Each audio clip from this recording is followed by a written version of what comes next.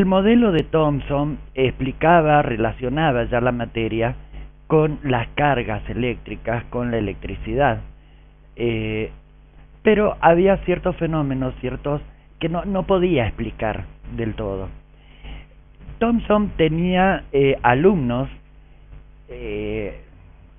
muy buenos, algunos de ellos fueron discípulos de él, y uno de ellos fue justamente Rutherford, que quiso integrarse más al estudio de la materia y al estudio del átomo. Entonces él diseñó esta experiencia que le permitió lograr un avance y proponer un modelo atómico que superaba al de Thomson. Esto que él diseñó fue muy comparable a cuando nos hacemos una radiografía. Cuando nos hacemos una radiografía, el radiólogo nos hace sacar todas las cadenitas, anillos, aritos, piercing, todo lo que sea metálico que podamos tener encima, nos hace desvestir y nos pone una bata. ¿Qué hace el radiólogo o qué es una radiografía? Nos atraviesa en el cuerpo con rayos X, que es un tipo de radiación que puede atravesar determinados tipos de materia. Entonces, colocan una placa que se impresiona cuando incide sobre ella la radiación X, es decir, que se imprime. Entonces, nos colocan frente a esa placa y nos hacen respirar hondo antes de largar la descarga. Cuando respiramos hondo, nuestros pulmones se llenan de aire, nuestra caja torácica se expande. Entonces, ahí nos someten a la radiación. Esa radiación atraviesa los tejidos blandos, pero no los tejidos duros. Por lo tanto, donde la radiación se encuentra con un hueso, no lo puede atravesar. Por lo tanto, la placa en ese lugar no se imprime. Y por ese motivo es que todo lo que es huesos se ve de color blanco, porque no se imprimió la radiación. En los tejidos más blandos, como por ejemplo el tejido muscular, sí lo atraviesa y va a impresionar la placa. Se va a ver de un color un poco más oscuro. Y cuanto más blando es el tejido, más fácil es para que el rayo pueda atravesar. Y es el caso, por ejemplo, de los pulmones. Los pulmones imaginemos que tenemos como una bolsa y en el interior aire. Por lo tanto, la radiación ahí es donde más atraviesa y es donde más se impresiona la placa, y por eso los pulmones siempre se ven de un color más oscuro. Algo así fue lo que quiso hacer Rutherford con el átomo, suponiendo el modelo que había dado Thomson de que el átomo era una esfera maciza que en su interior contenía los electrones. De manera que él se imaginaba que si tenía una lámina muy delgada, muy delgadita, de un material como el oro, por ejemplo, que es lo que él utilizó, imaginó que los átomos se encontraban así, uno a continuación del otro, con los electrones.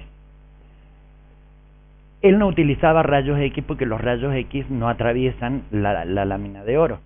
Entonces, lo que utilizó fue una fuente de radiación que emitía partículas alfa. Las partículas alfa son partículas que tienen carga positiva, tienen dos cargas positivas, y son partículas que viajan a una velocidad casi cercana a la velocidad de la luz. Por lo tanto, sí puede atravesar determinados materiales. Entonces, como los electrones eran negativos, pero la parte compacta del átomo tenía carga positiva, él suponía que los rayos debían llegar, si venían en esta dirección, y acá iba a haber fuerzas de repulsión entre las cargas positivas y la carga positiva de la radiación alfa. Por lo tanto, pensaba que todos estos rayos, al atravesar, iban a sufrir una desviación.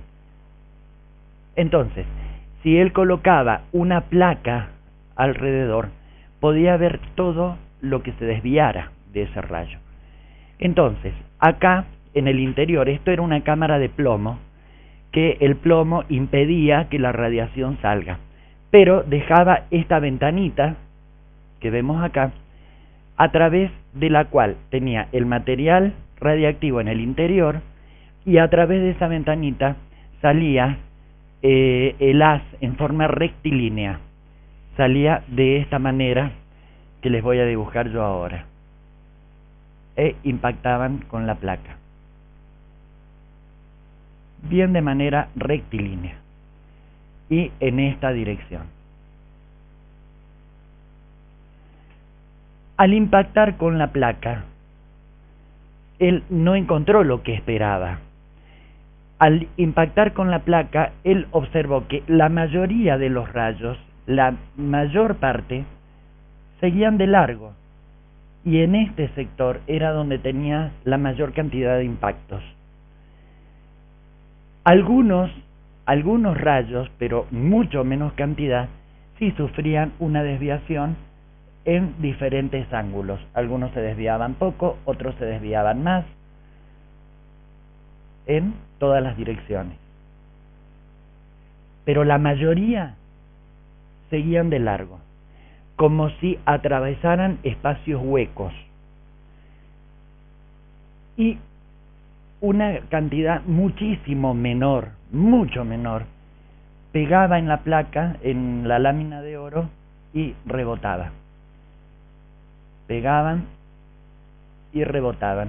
Entonces los destellos o las impresiones quedaban del otro lado de la lámina. La lámina, para que nos imaginemos, supongamos que esta es la lámina de oro, está colocada de esta manera. Bien, y los rayos impactaban en este sentido. Ahora bien, esto llevó a Rutherford a plantearse que si la mayoría de los rayos seguían de largo, es decir, no eran desviados, evidentemente debía haber espacios vacíos dentro del átomo, o sea, que no podía ser una cosa compacta como la que proponía Thomson. Y tal vez él pensó en algún momento, si tenía un recipiente, ¿qué pasa si nosotros sobre este recipiente largamos un chorro de agua? Lo ponemos debajo de la canilla y largamos un chorro de agua. El agua va a pegar en el fondo. Como no hay espacios, parte del agua va a rebotar algunas partículas, va a salpicar, bien, es decir, van a saltar gotas hacia arriba. El resto del agua se va a ir acumulando acá en el interior y va a quedar contenido en el interior del recipiente porque no tiene por dónde escaparse. Pero si en lugar de eso usamos esto, una malla metálica, podemos ver que está formado, es un colador, que está formado por partes que tienen materia, donde están los hilos de alambre, y por espacios huecos.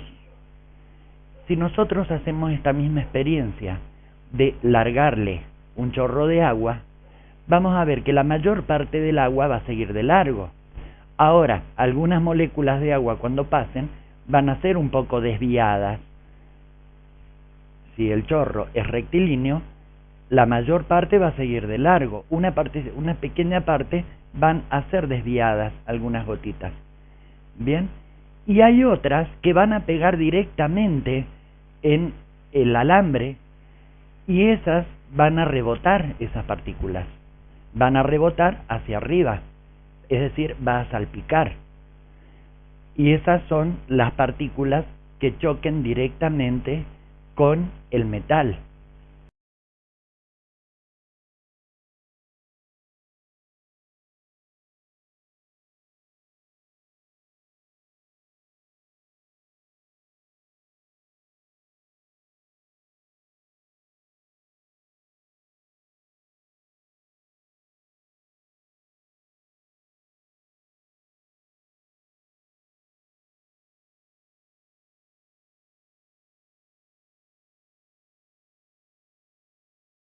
Entonces él lo asoció de esa manera Y Rutherford propuso que en el átomo había carga positiva, pero entre un átomo y otro había espacios huecos, es decir, había espacios vacíos. Entonces él decía, perfecto, el rayo que viene y atraviesa por acá y sigue de largo sin ser desviado ni nada, que era la mayoría de los rayos, como dijimos, es el que pasa por entre medio, por los espacios vacíos. Los que se desviaban en distintos ángulos eran los que pasaban cerca. Por ejemplo, sabiendo que son partículas cargadas positivamente, el rayo a esta altura va a sufrir una desviación. ¿Por qué? Porque va a sentir la repulsión de estas cargas positivas. Por lo tanto, el rayo se va a desviar. Otro rayo que venga por acá también se va a desviar en este sentido. Otro que pase cerca de este núcleo se va a desviar en el otro sentido. Ahora, la mayor parte de los rayos pasaban. Quiere decir que en el átomo, la mayor parte entre un átomo y otro es hueca, es vacía. Y los rayos que rebotaba, él decía que eran los que pegaban en el núcleo y rebotaban, que eran estos y son la menor proporción. De cada cientos de miles de rayos vuelven sobre la misma dirección, o sea, sobre la misma dirección en sentido contrario. Bien, otros se desviaban como este que he dibujado yo acá. Entonces, de esa manera, él piensa, bueno, ¿dónde están los electrones? Entonces plantea a su modelo comparándolo con el sistema solar, con el sistema planetario, donde él dice, tenemos el Sol, que es el centro. Alrededor del Sol giran todos los planetas. Entonces tenemos el Sol acá. Y alrededor están girando en órbitas perfectamente definidas, giran Mercurio, Venus, Tierra, Marte, Júpiter, Saturno, Urano y Neptuno. Bien, Plutón no sabemos si es planeta, si no es planeta, o sea que lo vamos a dejar. Pero lo interesante de esto es que si nosotros comparamos el tamaño de todo esto, de todo lo que es el sistema solar, el Sol ocupa una parte minúscula, una parte muy pequeña del átomo. Entonces él dice, el Sol es como si fuera el núcleo del átomo. Entonces, el núcleo es el que condensa toda la masa del átomo y la carga positiva. Los electrones se encuentran girando alrededor de él en órbitas perfectamente definidas. Ahora bien, ¿qué sucede acá? Si esta masa de Sol, de núcleo, está tan condensada, si nosotros, él se imagina, si se ampliara el tamaño de un átomo hasta el tamaño de un estadio de fútbol, el núcleo vendría a ser del tamaño de la pelota. Es decir, que está toda la masa condensada en ese núcleo.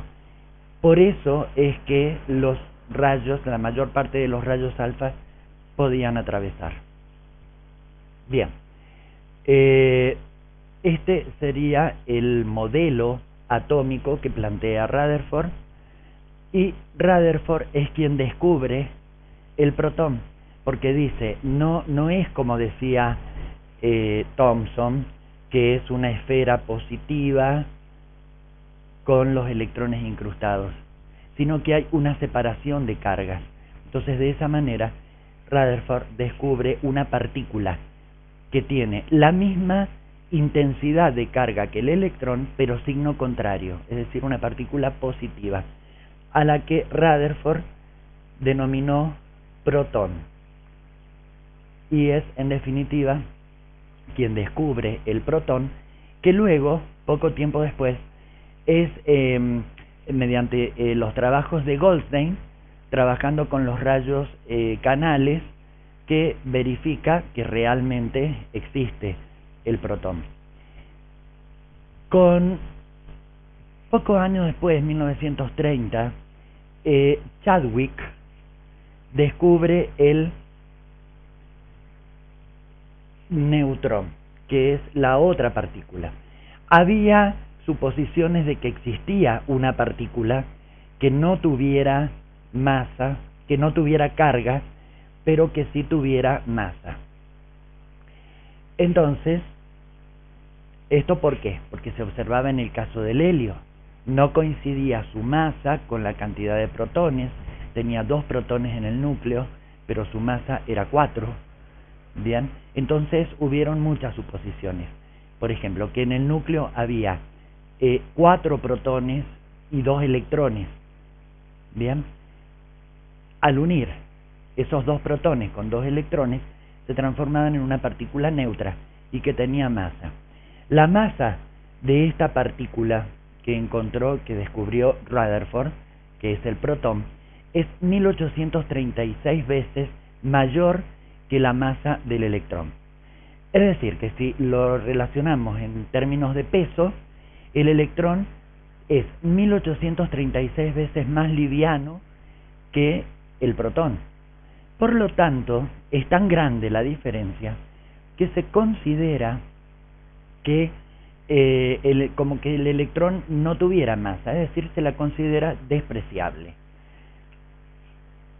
Como dijimos, alrededor de 1930, Chadwick descubre el neutrón, que es una partícula, le puso neutrón justamente porque es eléctricamente neutra. Es una partícula sin carga eléctrica y cuya masa es muy similar a la del protón. Es un poquito superior a la del protón, pero mínimo.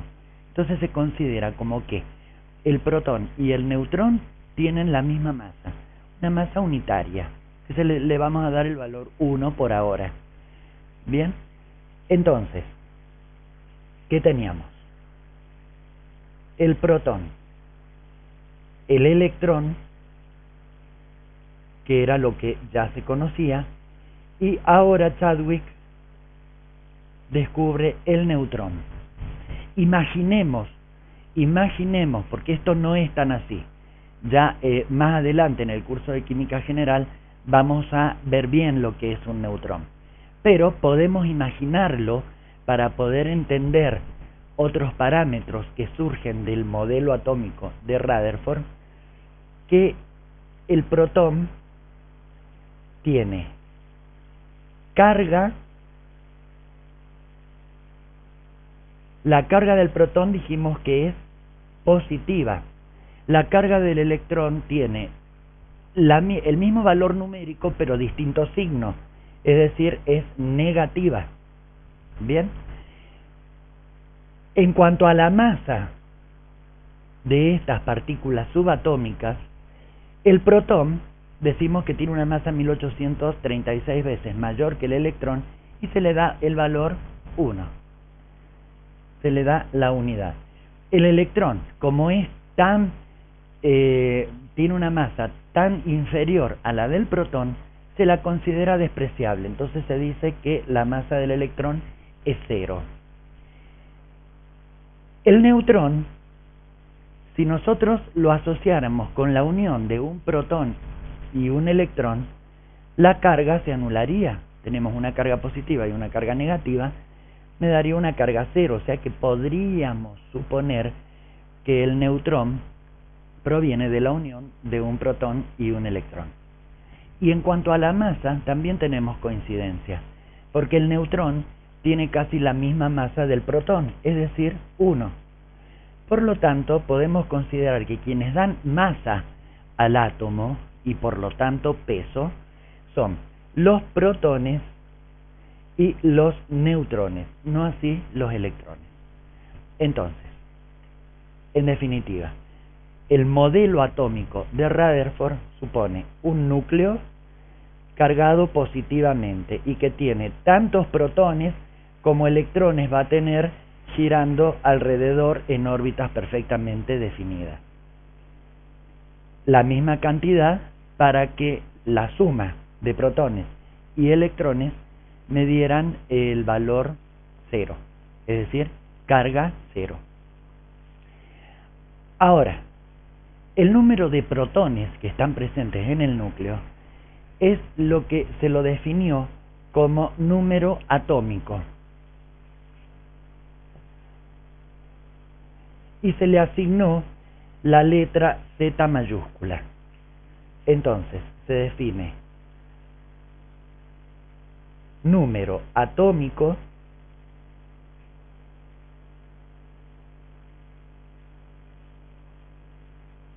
que se le asigna la letra Z mayúscula y se define como el número de protones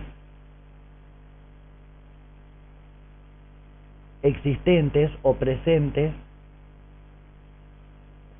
en el núcleo.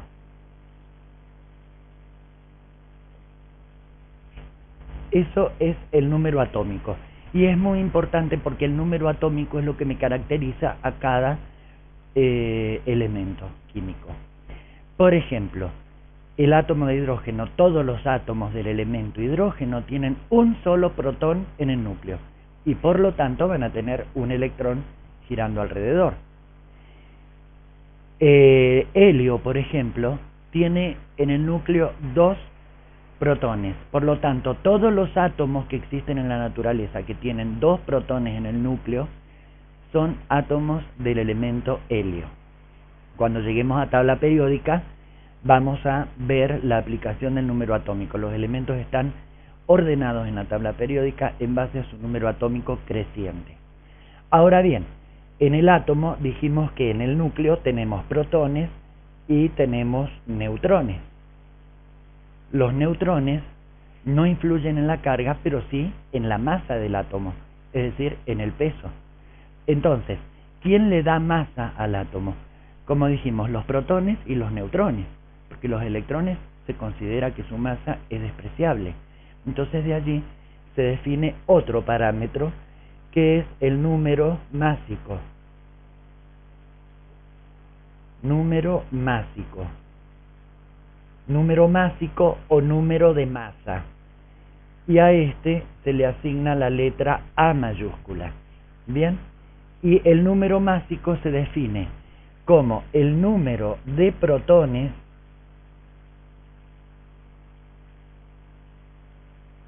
más el número de neutrones.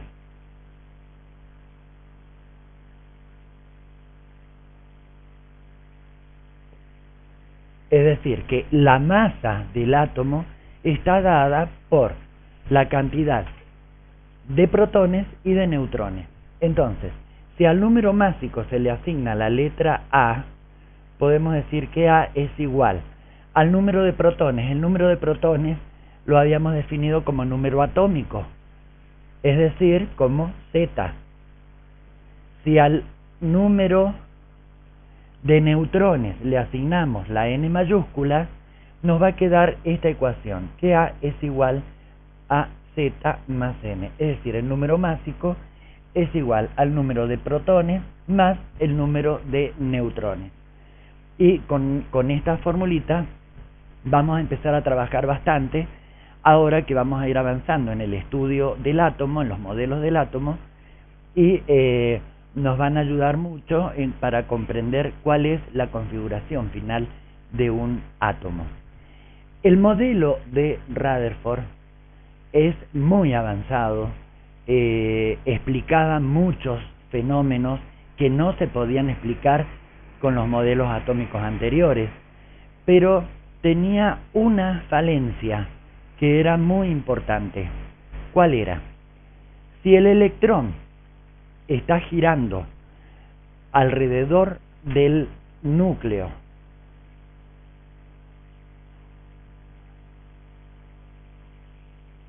si el electrón gira alrededor del núcleo en una órbita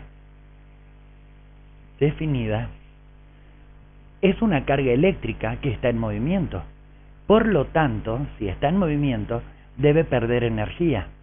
Bien, a medida que va perdiendo energía, es decir, que va emitiendo energía, ¿qué va a ir pasando? Va a disminuir la energía del electrón, es decir, si el electrón lo tenemos acá girando en esta órbita, a medida que va girando va emitiendo energía. Por lo tanto, va disminuyendo su propia energía. Al ir disminuyendo su propia energía, va a disminuir la velocidad. Y al disminuir la velocidad, ¿qué pasa? La órbita se va a ir haciendo cada vez más chica, hasta que va a llegar un momento que el electrón va a caer sobre el núcleo. Y eso no lo podía explicar este modelo atómico de Rutherford. Ustedes imaginen que si esto fuera real, si realmente pasara esto, y hace muchos años ya que todos los átomos del universo se hubieran desintegrado, porque ya todos los electrones hubieran caído sobre sus núcleos.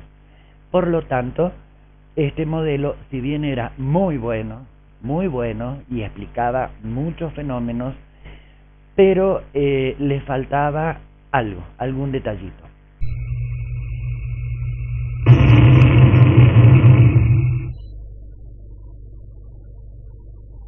Pensemos que si todos los electrones se hubieran estrellado contra el núcleo de cada átomo, todos los átomos del universo ya se hubieran desintegrado hace muchos años atrás. Entonces, acá es donde aparece, así como Rutherford fue discípulo, alumno de Thomson, él también tenía sus alumnos, tenía sus discípulos, y de esa manera uno de los discípulos de Rutherford es quien perfecciona este modelo, y así surge el modelo atómico de Bohr, que es el discípulo de Rutherford. El modelo atómico de Bohr nace para subsanar aquella falencia que quedó en el modelo atómico de Rutherford.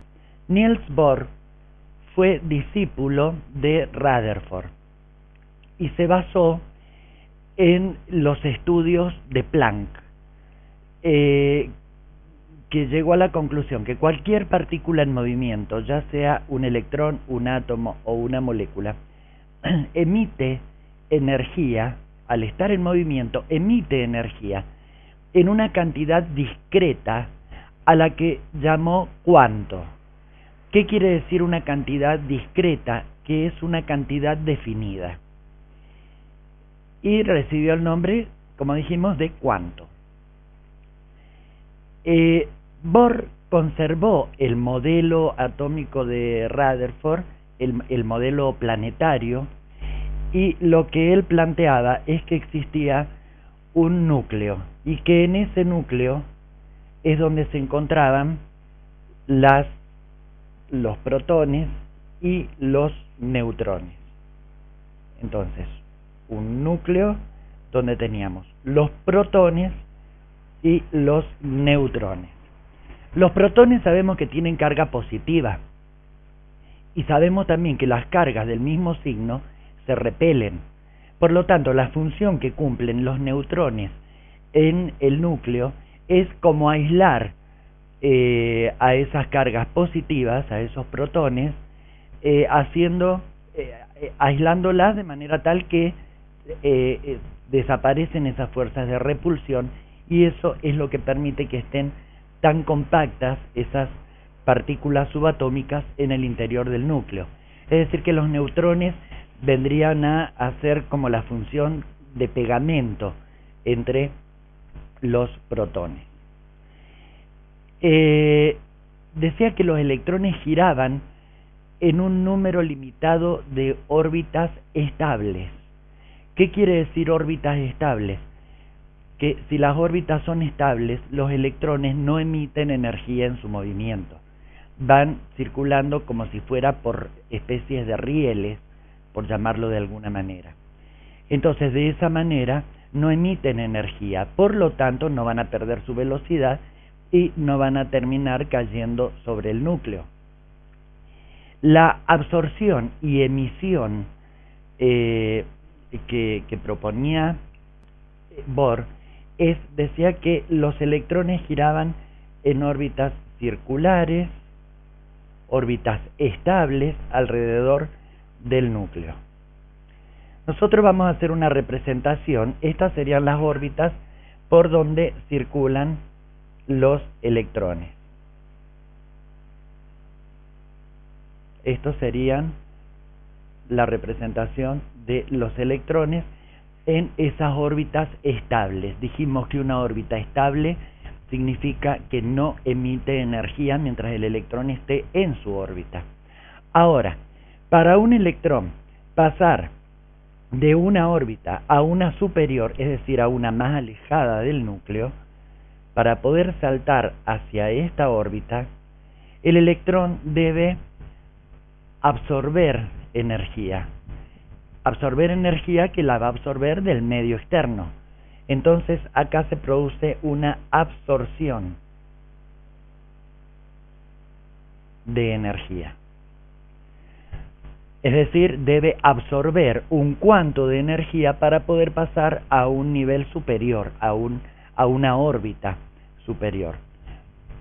Por el contrario, si el electrón tiene que volver a su órbita original, esa energía que absorbió la tiene en exceso, por lo tanto debe liberarla nuevamente al medio.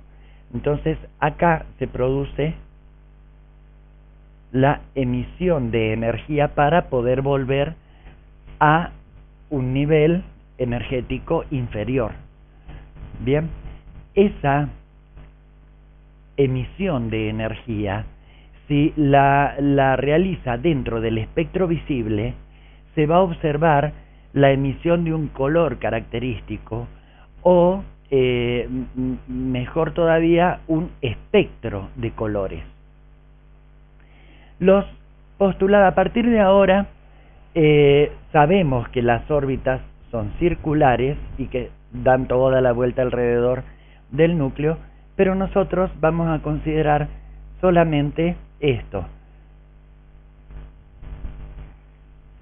Vamos a considerar solamente un espacio, bien, un pedazo de esas órbitas para poder realizar el estudio. Pero ahora vamos a ver cuáles son los postulados de este modelo atómico de Bohr.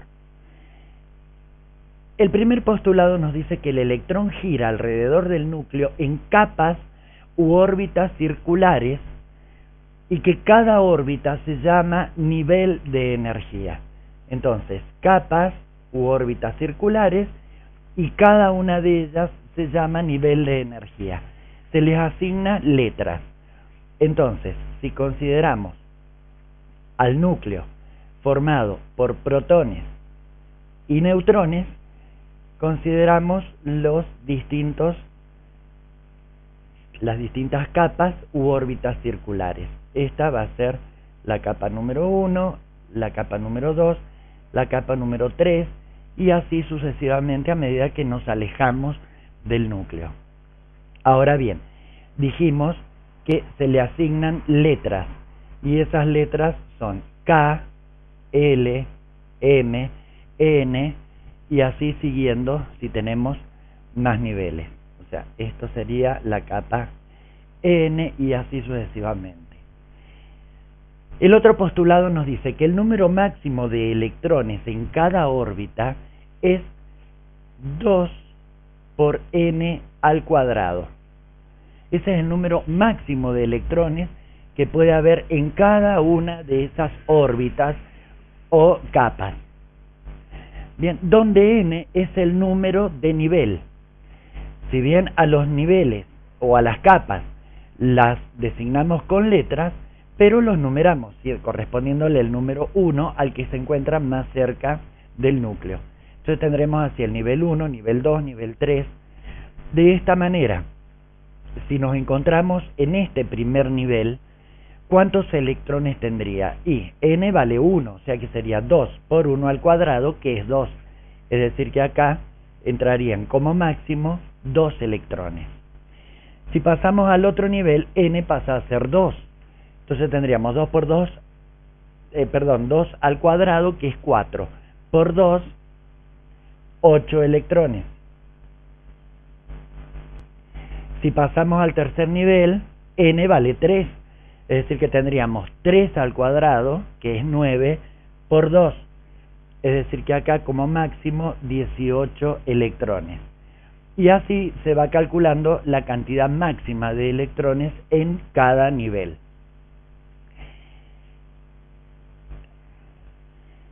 El otro postulado: mientras los electrones se encuentran en dichos niveles, no emiten energía.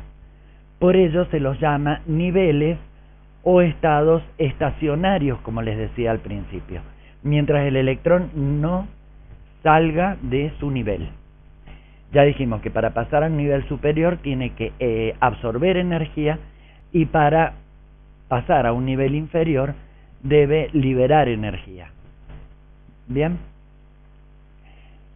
Entonces, el otro postulado: cuando el electrón gira en la órbita más próxima al núcleo, que sería esta, y que no esté ocupado por otros electrones, obviamente si ya hay 2 no podemos meter otro electrón acá, debido justamente a esa restricción que se ha colocado. Entonces, cuando el electrón gira en la órbita más próxima al núcleo, que no esté ocupada por otros, se encuentra en su estado más estable. Es decir, que se van llenando estos niveles, se van llenando en orden. Bien. El otro postulado: que la diferencia de energía entre los niveles va siendo cada vez menor a medida que se alejan del núcleo. ¿Qué significa esto? Cuando estamos más cerca del núcleo, la diferencia de energía entre este nivel y este nivel es mucho mayor que cuando nos vamos alejando. Esa diferencia se va haciendo cada vez menor a medida que nos alejamos del núcleo. El otro postulado nos dice que cuando el electrón salta de un nivel a otro inferior, pierde un cuarto de energía, emitiendo una radiación luminosa característica. Por el contrario, si salta a un nivel superior, absorbe un cuarto de energía proveniente del exterior, que puede ser en forma de calor, en forma de luz. Entonces, es lo que les explicaba recién.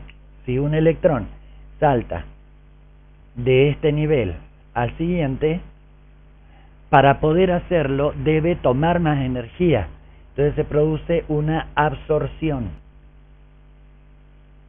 de energía. Y por el contrario, cuando el electrón pasa a un nivel energético inferior, es decir, más próximo al núcleo, se produce la emisión de energía, que, como dijimos, si cae dentro del espectro visible, va a emitir un color o un espectro de colores. Bien, por último, los niveles de energía se identifican con números naturales llamados números cuánticos principales, que se les asigna la letra n minúscula. Al nivel de energía más próximo al núcleo se le asigna el número 1, y así en adelante. Entonces tendremos así: para este nivel de energía el número cuántico 1, para el que sigue el número cuántico 2, número cuántico 3, y así sucesivamente. Ahora bien, veamos, como habíamos dicho, en el nivel 1,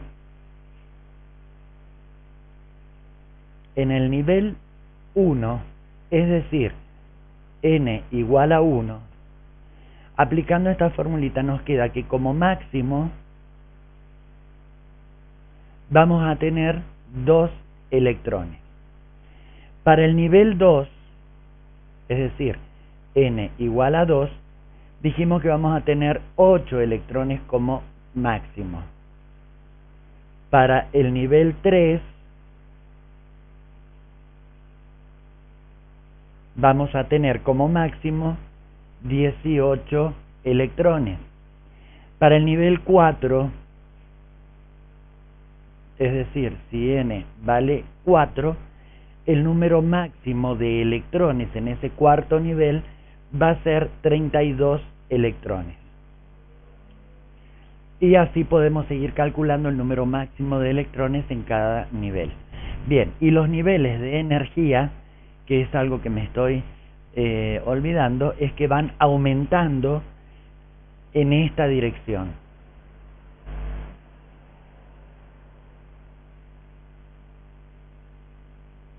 La energía va siendo mayor en cada nivel cuanto más alejada se encuentre del núcleo.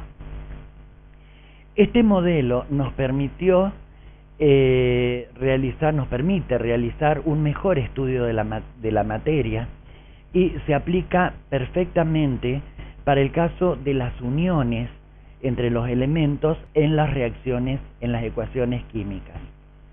Ahora vamos a ver una aplicación de esto, porque como nosotros podemos ver, acá el modelo atómico de Bohr tiene un núcleo que es el que condensa la mayor cantidad de masa del átomo y está formado por protones y neutrones, que son las partículas que justamente le dan masa al átomo. Los electrones dijimos que tenían una masa 1836 veces menor y que por lo tanto la masa de los electrones era despreciable. Y los electrones, así como protones y neutrones se encuentran en el núcleo, se encuentran en lo que él llamó la corteza electrónica. De esta manera, Bohr nos permite con su modelo calcular cómo está formado cada uno de los átomos, es decir, cuántos protones tiene, cuántos electrones tiene y cuántos neutrones tiene. Y vamos a ver algunos ejemplos. Vamos a ver, por ejemplo, el caso del elemento azufre, que si lo buscamos en la tabla periódica, y de paso les recuerdo que deben conseguirse una tabla periódica que puede ser comprada, puede ser una fotocopia, puede ser bajada de internet. Las tablas periódicas, si bien hay algunas pequeñas variaciones en cuanto a los pesos atómicos, por ejemplo, o en cuanto a la distribución de los elementos, del número atómico, es decir, la distribución dentro del cuadrito que corresponde a cada elemento, pero contienen todos los datos necesarios. Entonces vamos a ver cómo se representa un nucleido. Si nosotros tenemos el elemento azufre tiene un número de protones de 16 protones.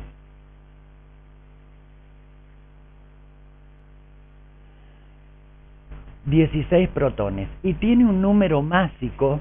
Recordemos que el número másico era la letra A mayúscula, que es de 32. Bien, el número de protones lo habíamos definido como el número atómico y era el que me caracterizaba a cada uno de los elementos de la tabla periódica. Entonces, si yo quiero saber cómo está formado este átomo, hay una forma de representar a los nucleidos. Esto sería un nucleido o isótopos, que ya vamos a ver bien lo que es, que consiste en colocar el símbolo químico del elemento, que puede ser cualquiera de la tabla periódica. Entonces lo vamos a llamar X, X mayúscula. Esto me representa el símbolo de cualquier elemento. Como supraíndice a la izquierda del número, como supraíndice se coloca el valor del número másico. Y como subíndice, también a la izquierda del símbolo, se coloca el número atómico. Bien, de manera que si al azufre lo quiero representar de esta manera, que lo vamos a dejar ahí, no lo vamos a borrar, sería el símbolo químico del elemento, y el azufre, el símbolo químico es la letra S. El número atómico Z es 16, porque tiene 16 protones en el núcleo. El 16 viene a la izquierda como subíndice. Y el número másico, que dijimos que es 32, viene como supraíndice a la izquierda también. Entonces esta sería la representación del elemento azufre, de ese nucleido del elemento azufre. Ahora bien, yo en base al número másico y al número atómico, yo puedo deducir que el átomo de azufre, ese átomo de azufre, contiene ¿cuántos protones? Tiene 16 protones, porque está dado por el número atómico. Si estamos hablando de un átomo, estamos hablando de un ente que es eléctricamente neutro. Entonces, si dentro de ese átomo tengo 16 cargas positivas, debo tener la misma cantidad de cargas negativas para neutralizarlas. O sea, las cargas negativas son los electrones. Esto significa que voy a tener 16 electrones. ¿Y cuántos neutrones se encuentran en ese átomo? Bueno, nosotros sabemos que Z es el número de protones presentes en el núcleo y que A es el número másico, es decir, es el número de masa. ¿Quiénes le daban masa al átomo? Los protones y los neutrones. Entonces, habíamos dicho anteriormente que el número másico o número de masa estaba dado por el número de protones más el número de neutrones. Recuerden que protones y neutrones tienen aproximadamente la misma masa. Por lo tanto, y que la masa era unitaria, también lo estábamos considerando. Por lo tanto, si el número másico es el número de protones más el número de neutrones, yo de acá, despejando el número de neutrones, me va a quedar que es igual a Z, que está sumando, va a pasar al otro miembro restando, a menos Z. Bien, tenemos dos maneras: resolverlo mediante la ecuación, con lo cual restaríamos A menos Z, o directamente, si lo tenemos representado al núcleo de esta manera, directamente a este valor que sabemos que es el de A, le restamos el número de protones. Entonces, en este caso me va a quedar 32 menos 16,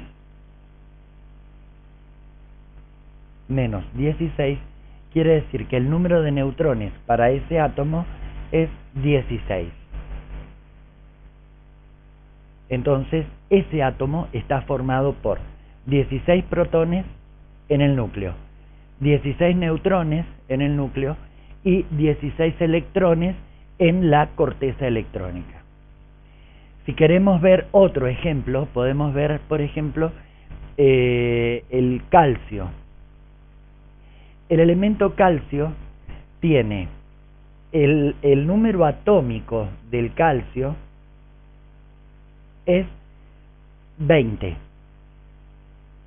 y el número másico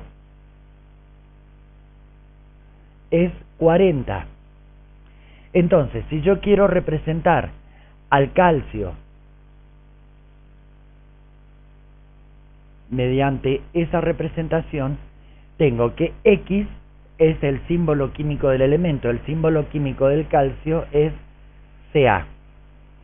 Dijimos que como subíndice a la izquierda se colocaba el número atómico, es decir, 20 en este caso.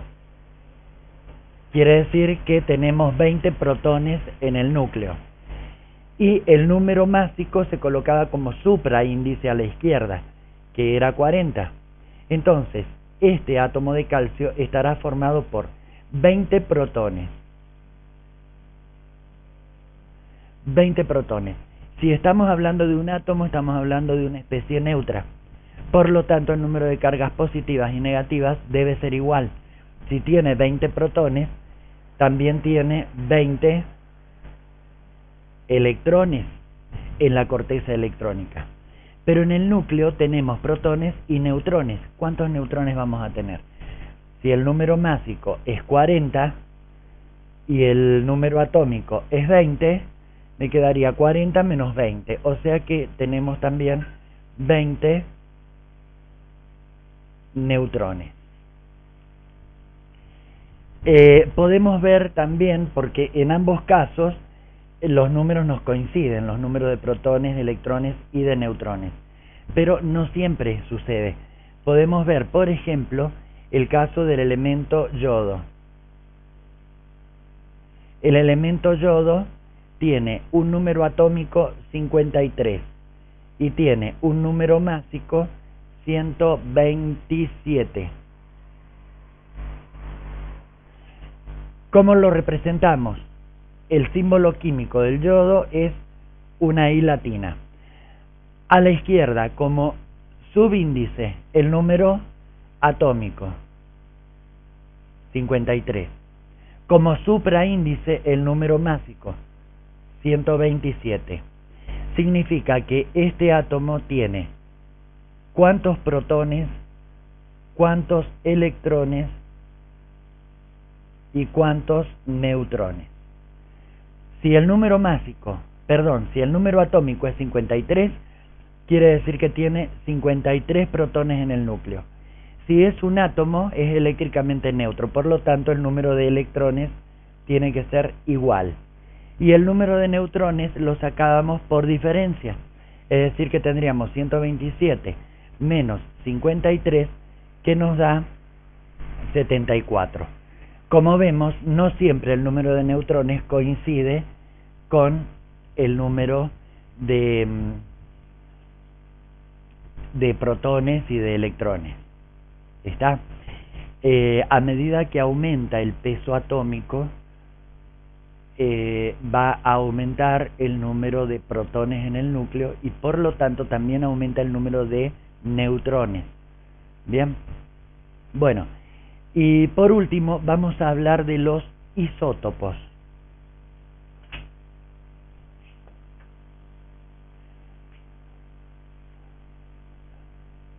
Los isótopos son átomos del mismo elemento, pero que pesan distinto. Y el descubrimiento de los isótopos fue lo que empezó a hacer temblar el primer postulado, no sé si se acuerdan, de la teoría atómica de Dalton, que decía que los átomos de un mismo elemento eran todos exactamente iguales entre sí, en masa y en peso. Bien, como isótopos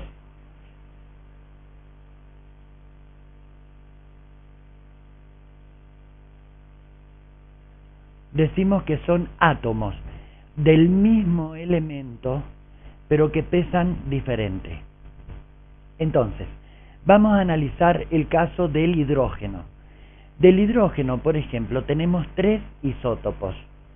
Tenemos un isótopo, lo vamos a representar por la forma isotópica que vimos recién, o por la forma del nucleido, bien, que recordemos que era el símbolo químico del elemento, como subíndice el número atómico, como supraíndice el número másico.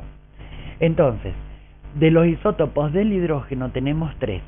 Tenemos uno que es el más abundante, que se llama protio, que el hidrógeno tiene el símbolo químico es H mayúscula.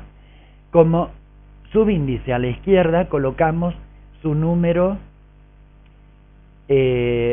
atómico, que es 1, lo cual me indica que el átomo de hidrógeno tiene un solo protón en el núcleo. Bien, y el número másico de este isótopo es 1. Ahora bien, el otro isótopo se lo llama deuterio. Bien, y hemos definido como átomos del mismo elemento. Si son del mismo elemento, quiere decir que tienen el mismo número atómico, es decir, el mismo número de protones en el núcleo. Entonces, el deuterio, ¿cómo lo vamos a representar? Y es hidrógeno, o sea que su símbolo químico es una H. Su número, si es hidrógeno, su número atómico es 1. Lo que varía es su masa. Tiene el doble de masa que el protio. Este es el isótopo más abundante en la naturaleza del hidrógeno y es el que se encuentra, por ejemplo, en mayor proporción en el agua. El deuterio, que tiene el doble de masa que el hidrógeno, es el que se utiliza para la fabricación del agua pesada, que es un agua que tiene mayor masa y se usa mucho como refrigerante en los reactores nucleares. Bien, entonces este es el deuterio. Y el otro isótopo se lo llama tritio porque tiene 3 veces la masa del protio. La representación como núcleo, ¿cómo sería?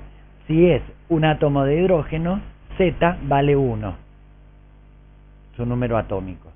Pero la masa dijimos que es el triple de la masa del protio, es decir, tiene un número másico 3.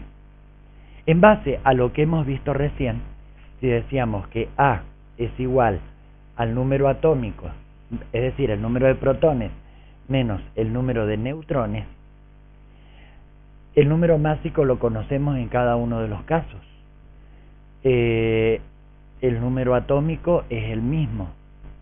Lo que va a variar es el número de neutrones, porque en el protio, lo vamos a hacer con otro color, en el protio tenemos un protón.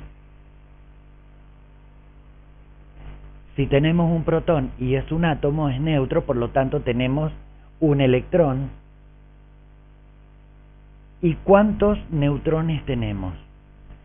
Y el número másico es 1, y Z vale 1, por lo tanto neutrones no tiene. Entonces no tiene neutrones. Bien, el protio está formado por un protón en el núcleo y un electrón girando alrededor de él. El deuterio, en cambio, tiene un protón, por lo tanto tiene un electrón. ¿Y cuántos neutrones tiene? Y dijimos que es el número másico menos el número atómico. 2 menos 1 es 1, es decir que tiene un neutrón en el núcleo. Y en el caso del tritio, tiene un protón, por lo tanto tiene un electrón porque es un átomo y es eléctricamente neutro. ¿Y cuántos neutrones tiene? 3 es un número másico, 3 menos 1 es 2, o sea que tiene 2 neutrones. Entonces, comparemos estos 3 átomos. El protio tiene un protón en el núcleo y un electrón girando alrededor. El deuterio tiene en el núcleo un protón y tiene un neutrón. Un protón y un neutrón. Y un electrón girando alrededor. El tritio tiene en el núcleo un protón, por lo tanto un electrón girando alrededor, y tiene 2 neutrones. En los 3 casos, el número de protones es 1. Es decir, los tres tienen el mismo número atómico, el mismo número de protones en su núcleo. Por lo tanto, son átomos del mismo elemento.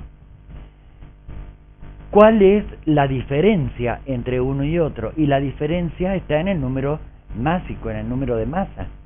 Tiene una masa, este tiene el doble y este tiene el triple que el primero.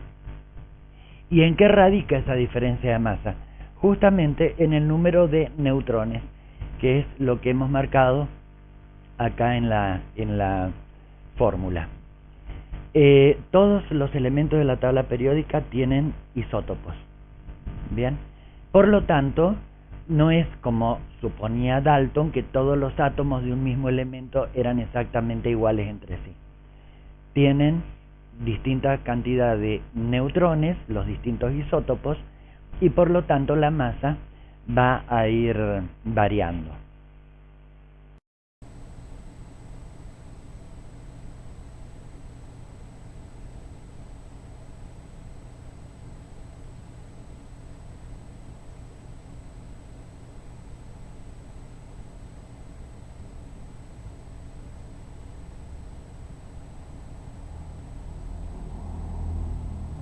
Bueno, continuamos con el avance en el estudio del átomo, de la estructura del átomo, y llegamos así al año 1911, en realidad trabajos que empezaron un poquito antes, donde veremos el modelo atómico de Rutherford. A continuación, veamos una pequeña introducción. Rutherford fue el primero que descubrió que el átomo no estaba formado por una cosa compacta, sino que estaba separada una parte positiva de una parte negativa, es decir, separó la corteza electrónica, separó las cargas negativas de las cargas positivas, dijo que estaban separadas en el átomo, y todo lo logró a través de una experiencia mediante este equipo que ahora vemos y que ahora veremos más en detalle. Rutherford tuvo la idea de bombardear los átomos para desintegrarlos y saber así qué había dentro de ellos. Entonces bombardeó una delgadísima lámina de oro con partículas alfa. Acá tenemos en este equipo la lámina de oro, que era sumamente delgada, y era bombardeada con rayos alfa provenientes de de elementos radiactivos que estaban formados por uranio, torio y radón. La lámina de oro fue envuelta por una pantalla detectora de partículas alfa para ver bien y detectar bien todo lo que sucedía. Basándose en el modelo del budín de pasas de Thomson, que tenemos acá abajo, él suponía que las partículas alfa, al chocar con los átomos, acá, o estaba la posibilidad de que rebotaran o que fueran atravesados los átomos por esas partículas alfa, pero que si la atravesaban debían ser un poquito desviados debido a la interacción de las cargas. Recordemos que los rayos alfa o las partículas alfa tienen carga positiva, mientras que el átomo está formado por una parte positiva y los electrones con sus cargas negativas. Entonces debe haber alguna interacción de atracciones y repulsiones, con lo cual debían desviarse el transcurso de esas partículas. Sin embargo, la realidad que obtuvo fue otra.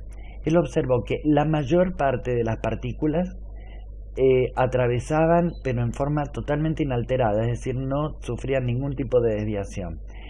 Un porcentaje menor, mucho menor, sí eran desviadas, y un porcentaje mucho menor todavía, mucho menor, eran las que rebotaban cuando impactaban con la lámina de oro. Entonces él supuso que debía haber espacios libres entre lo que llamó núcleo del átomo con el resto del átomo. Entonces dijo que debía haber una separación de manera tal, o sea, debía haber un espacio libre acá, vacío, en el cual los rayos podían atravesar sin ningún problema, sin ser desviados.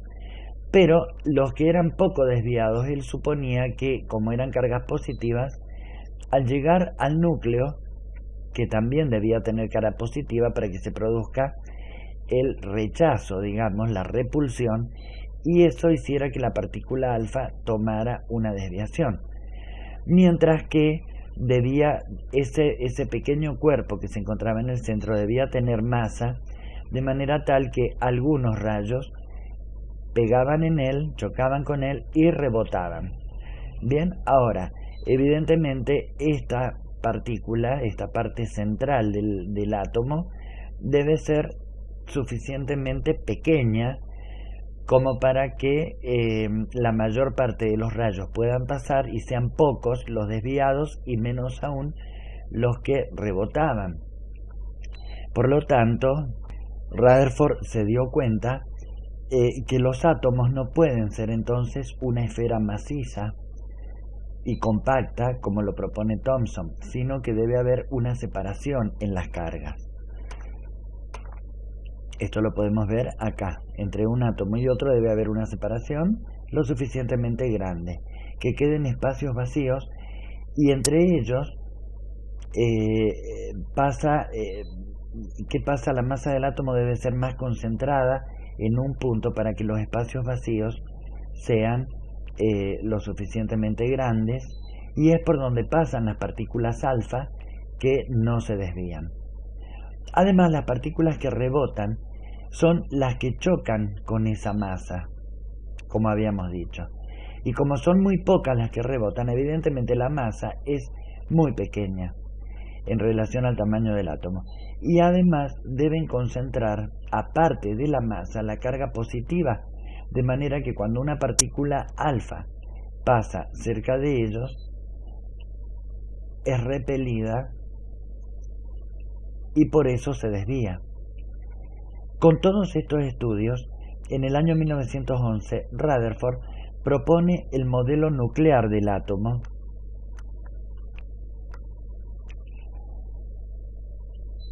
y propone que el átomo está formado por un núcleo, que sería esto amarillo que vemos acá, un núcleo que concentra casi toda la masa del átomo y que tiene carga positiva, y que los electrones giran alrededor de ese núcleo, ¿sí?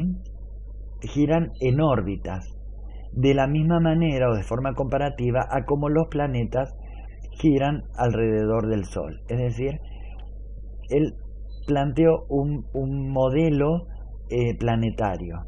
Bien, y lo que sucedía en realidad era lo siguiente.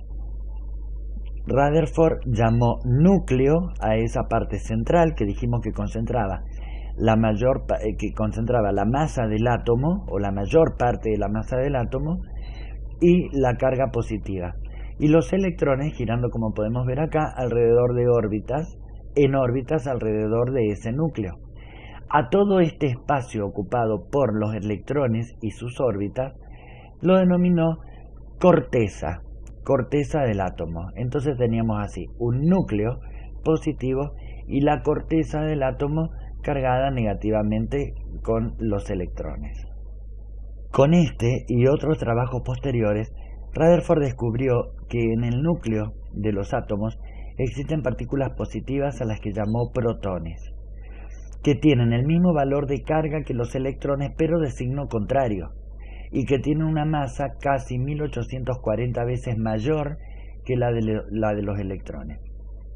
El modelo atómico de Rutherford explicó muchísimos fenómenos que los modelos anteriores no podían explicar, pero tenía una falencia, había algo que no podía ser explicado, y era justamente que ya se sabía en aquellos tiempos que una carga eléctrica en movimiento libera energía, es decir, va perdiendo energía.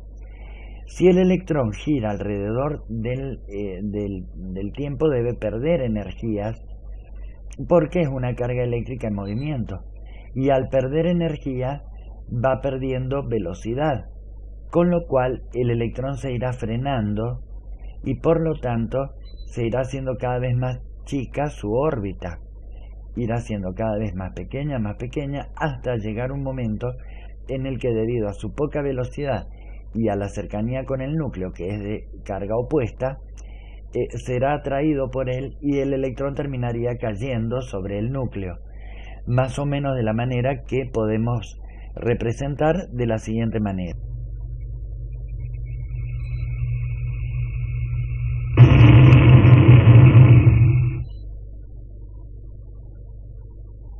Pensemos que si todos los electrones se hubieran estrellado contra el núcleo de cada átomo, todos los átomos del universo ya se hubieran desintegrado hace muchos años atrás.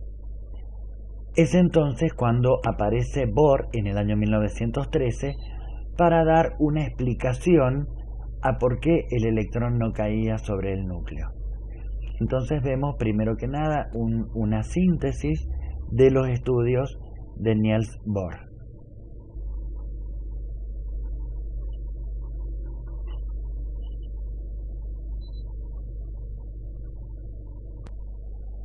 Niels Bohr fue discípulo de Rutherford y propuso una modificación al modelo de Rutherford en relación a la energía asociada al movimiento del electrón. Bohr se basó en el descubrimiento de Planck, según el cual cualquier partícula en movimiento libera una cantidad de energía llamada cuanto. Según Bohr, los electrones giran alrededor del núcleo en un número limitado de órbitas estables. Y mientras el electrón se encuentra dentro de estas órbitas estables, no emite energía. Solo podrá absorber un cuanto de energía para poder saltar de una órbita a la siguiente, que es más alejada del núcleo y por lo tanto de mayor energía. Y para poder volver a su órbita, debía esa cantidad de energía, ese cuanto de energía que absorbió, debía liberarlo. Y si esa energía que liberaba en forma de energía lumínica coincidía o estaba dentro de la escala perceptible por el ojo humano, es decir, dentro del espectro visible, entonces se decía que era un fotón y se observa un color determinado. A estas órbitas estables y circulares, Bohr las llamó niveles de energía y las designó con las letras en mayúsculas: K, L, M, N, O, etc.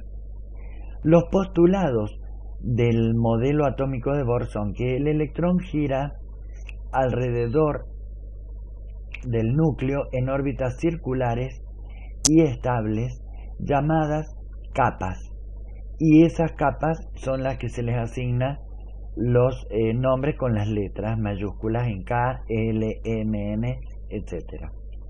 Que el número máximo de electrones en cada capa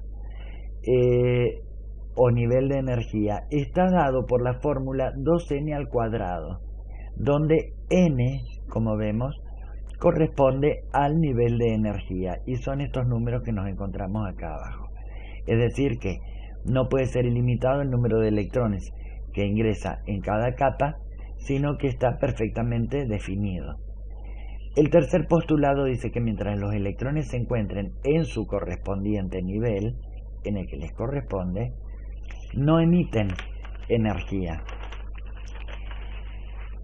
Pero por eso justamente que se los llama niveles estacionarios, porque no hay emisión de energía. Pero en el cuarto postulado dice que cuando el electrón gira en una órbita más cercana al núcleo, como sería por ejemplo la capa K, cuando se encuentra en la órbita más cercana al núcleo es más estable. Después planteaba en el quinto postulado que la diferencia de energía entre dos niveles, por ejemplo entre el K y el L, como vemos, hay una diferencia de energía mucho mayor que la que vemos acá entre las capas O y P. Acá la diferencia de energía es menor. Entonces dijo que la diferencia de energía entre dos niveles va disminuyendo a medida que nos alejamos del núcleo. El sexto postulado dice que cuando un electrón salta a su nivel de energía superior, que es lo que tenemos acá, absorbe un cuanto de energía, y cuando salta a un nivel inferior, que sería este caso, libera un cuanto de energía emitiendo una luz característica, y esa intensidad de luz se la denominó fotón. Y el séptimo postulado dice que los niveles de energía se identifican con un número natural llamado número cuántico principal, que se le asigna la letra n y que corresponde a estos numeritos que nos encontramos acá abajo del dibujo. Por ese mismo tiempo, Chadwick, otro alumno de Rutherford, descubrió una partícula subatómica también presente en el núcleo, cuya masa es muy similar a la del protón, pero que no tiene carga eléctrica, y por tal motivo Chadwick la llamó neutrón. Conociendo la existencia de estas tres partículas subatómicas, él comparó el protón, dijo que tiene carga eléctrica positiva y masa 1. El electrón dijimos que no tenía masa, pero su carga es 1 negativo. El neutrón no tiene carga y tiene la misma masa del protón. Entonces él vio que si unía un protón con un electrón, la carga positiva del protón se iba a neutralizar con la carga negativa del electrón, quedando la carga neutra correspondiente al neutrón.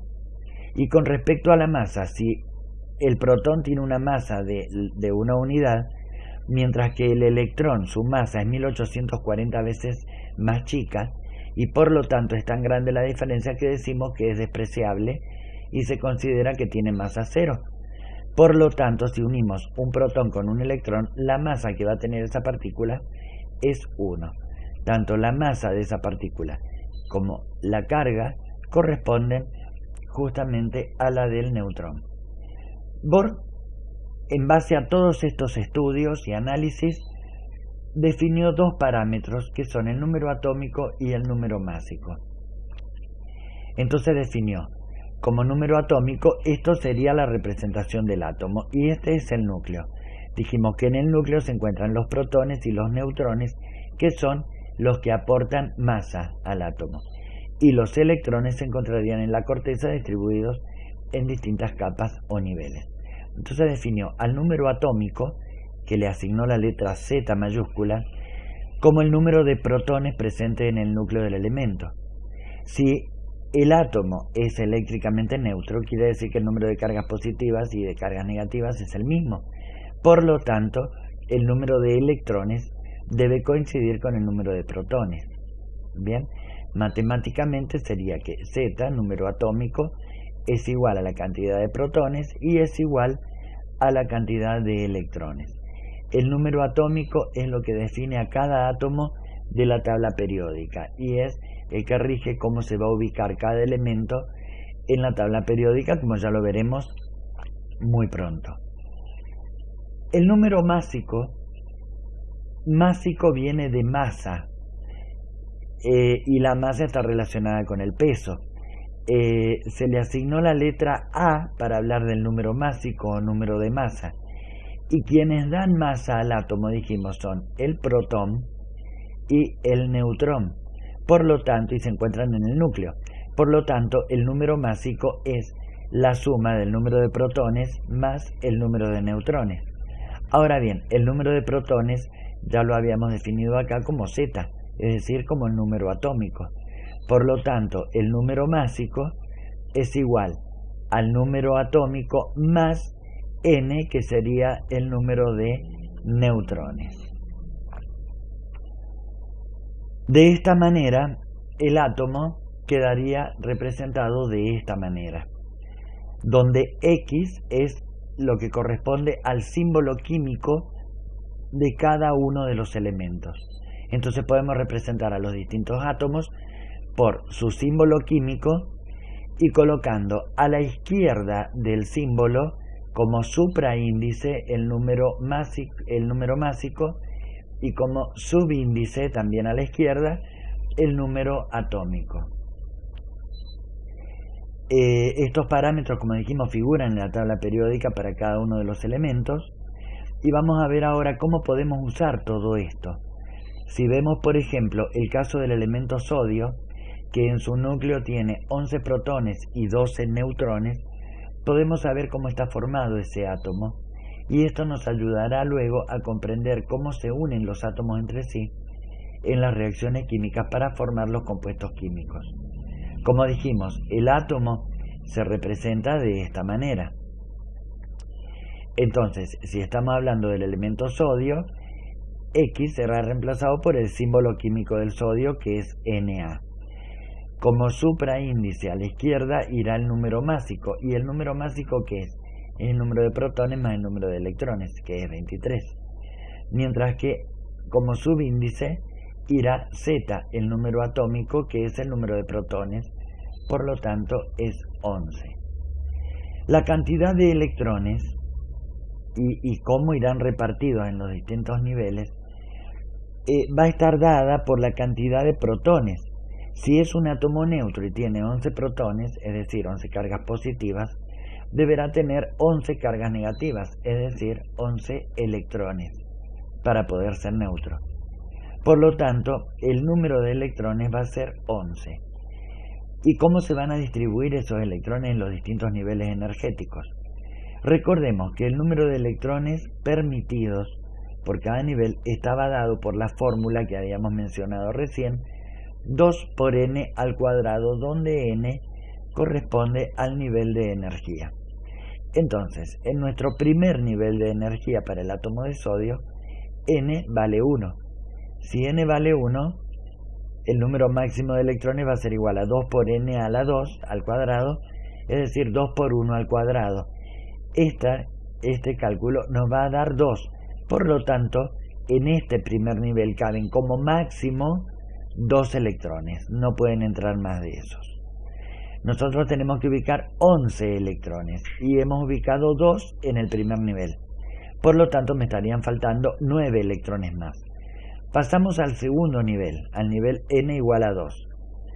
El n va a valer 2, por lo tanto me quedará 2 por 2 al cuadrado. Esto es igual a 8, quiere decir que en este nivel entran como máximo 8 electrones. Entonces ya tenemos ubicados 2 en el primer nivel, 8 en el segundo nivel. Nos está faltando un electrón, que evidentemente va a pasar al tercer nivel. Ahora, ¿cuál es el número máximo de electrones que podrían entrar en ese tercer nivel? Y n valdría 3, por lo tanto 2n al cuadrado me quedaría 2 por 3 al cuadrado. Quiere decir que caben 18 electrones como máximo en este nivel.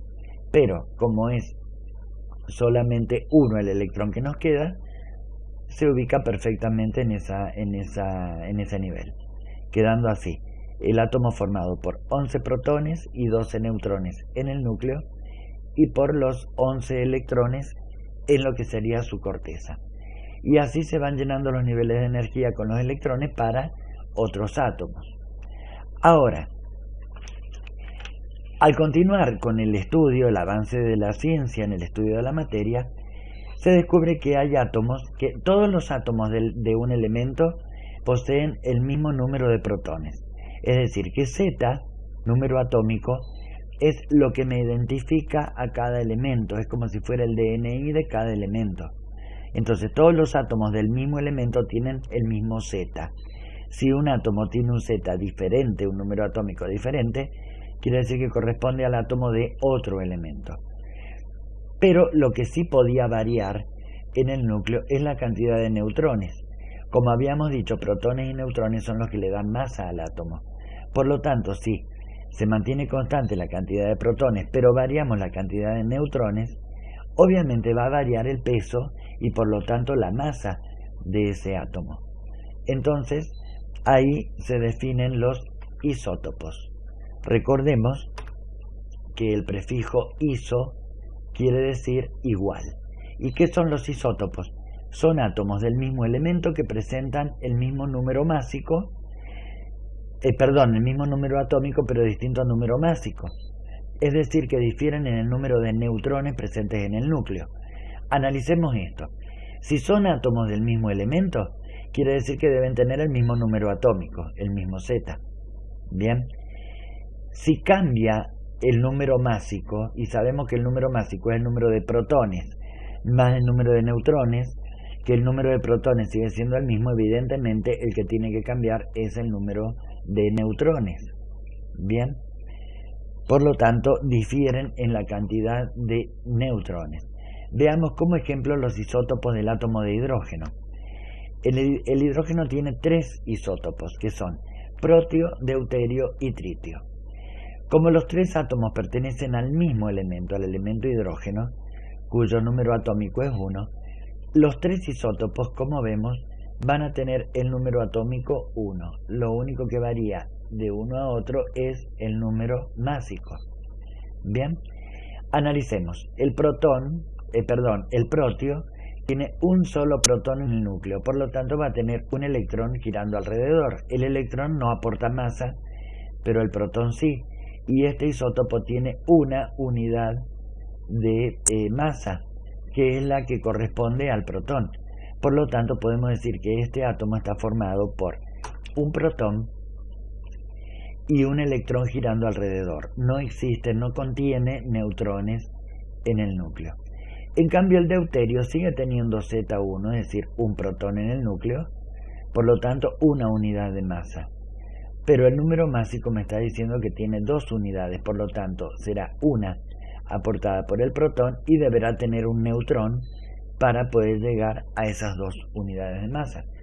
Entonces, si miramos, tenemos un protón, un neutrón en el núcleo y un electrón girando alrededor.